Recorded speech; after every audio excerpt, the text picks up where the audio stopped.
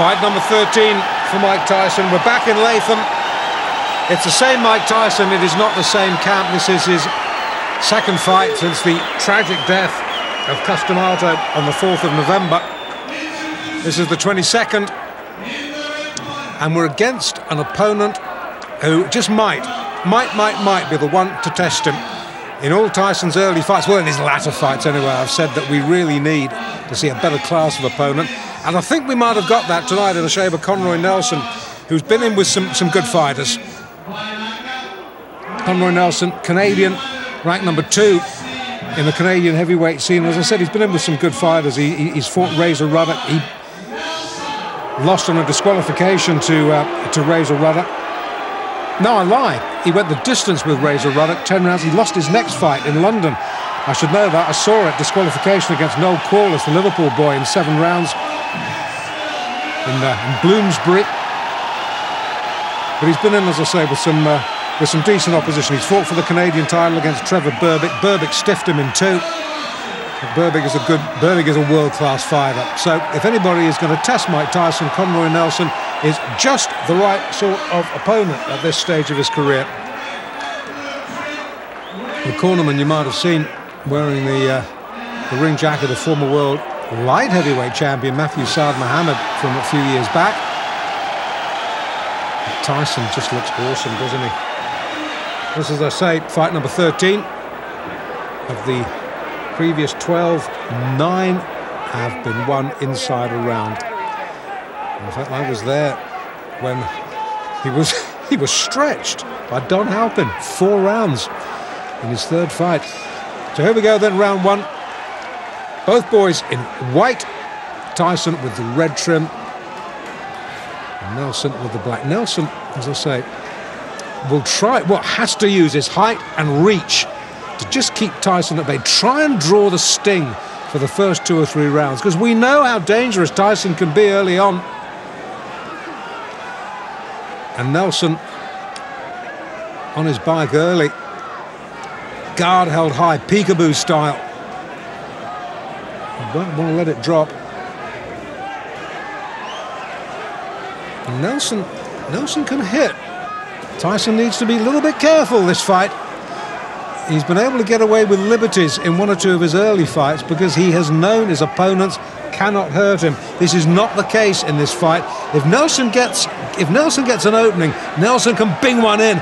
Touchdown briefly there, thanks to body shots. The right knee just clipped the canvas. Oh, he's shaky. He's so shaky, and we're only in round 1. And this is a good fighter. I can hardly believe what I'm seeing. Sit down, please, sir. Thank you. This is the trouble when we're crammed in alongside spectators at ringside. Somebody gets excited and stands up in front of the camera. We can't see. More importantly, you can't see. Tyson can see. Tyson likes what he's seeing.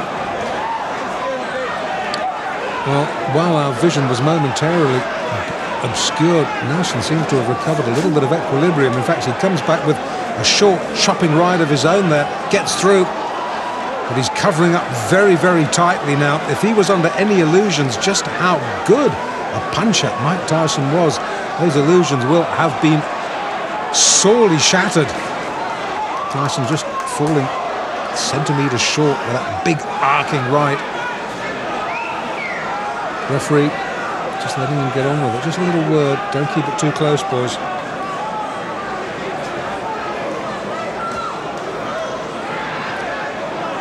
Well, Nelson, after a real alarming wobble midway through, might be getting through this first round, but he hasn't looked convincing, has he? Tries to come back with a spearing lift of his own, but Tyson, left uppercut, gets through. And once again, Nelson looks a little bit confused, dazed and confused. That term might have been coined for Conroy Nelson tonight. In Latham, hard to think that Tyson, I watched his pro debut, 6th of March. It's what, 22nd of November now. Boy, is he coming on. And boy, is he making an impact in the heavyweight division.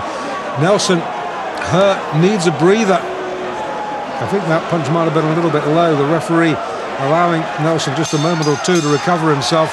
Gets clipped with a left on the belt. And somehow, well, the ref comes over, says, just keep your punches up. Kevin Rooney tries to wave him off. The referee says, I'm in charge here.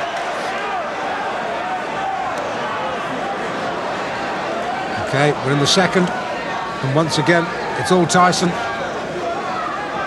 And Nelson, who was in deep trouble, is in deeper trouble as the left hook, which is fast becoming a Tyson trademark, sends him down. The gum shield has been spat out. Nelson says, that's it, thank you very much. I think discretion, the better part of valor there.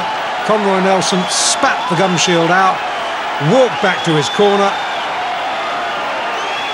Well, fight number 13, unlucky 13, I don't think so. 13 fights, 13 wins. At least Nelson got him into the second round. Tyson now observing the post-fight niceties. I thought Conroy Nelson, well, in fact, I wasn't the only one who thought Conroy Nelson would stretch him, and he did, into round 2. Took Tyson all of 3 minutes and 30 seconds to dispose of the second-ranked Canadian heavyweight, Conroy Nelson. Now, the only reason Conroy didn't get himself a one-way ticket to Palookasville in the first round is that he spent most of his time covering up, while Tyson delivered one wicked body shot after another. I mean, you could hear those punches clear out to the parking lot. I couldn't figure out whether Nelson was there to fight or to give a lesson in survival tactics. Anyway, Tyson finally got to him in the second, setting him up with a sweet overhand right, then taking him out with a vicious left hand. Referee counted him out at 30 seconds of the round. Very good fighter, experienced fighter, within good fighters. But a friend of mine from Canada called Davey Hilton was telling me about him and about the clutch he tried to hold all the time. But he surprised me because he wasn't trying to hold, he was fighting. I'm going to tell you something. I think he was here to pick up a paycheck. The first round, all he did was cover up. Well, maybe he was a little leery about the punching power.